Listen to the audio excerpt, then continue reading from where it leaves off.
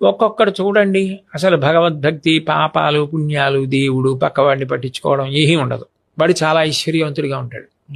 ఒక్కొక్కడు చాలా పవిత్రమైన జీవనంతో ఉండి దరిద్రుడిగా ఉంటాడు. అప్పుడు సాధారణంగా ఏమంటారంటే, ఏమండి భగవంతుడు అన్నవాడు ఉంటే ఈయన ఇలా ఉండడం ఏంటి, ఆయన అలా ఉండడం ఏంటి? కరెక్ట్ గురుగారు. దీనికి జవాబు ఒక్కటే. సనాతన ధర్మంలో ప్రాణప్రదమైన సిద్ధాంతం ఏమిటంటే కర్మ సిద్ధాంతం. గత జన్మలలో మీరు చేసిన పాపపుణ్యాలు ఏ ఉన్నాయో వాటిని మీరు ఈ జన్మలో అనుభవించాలి అని.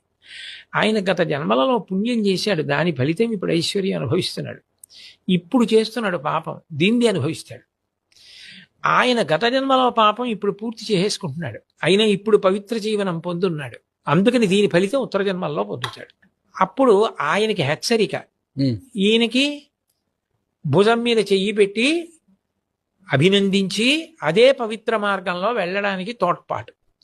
పునర్జన్మ సిద్ధాంతంలో కర్మ ప్రధానమై ఉంటుంది. అది మీరు పెట్టలేదు, నేను పెట్టలేదు, అది ప్రధాన సిద్ధాంతం. అది దాని వలన పాపపుణ్యాలే దుఃఖంగా సుఖంగా మారుతూ ఉంటాయి.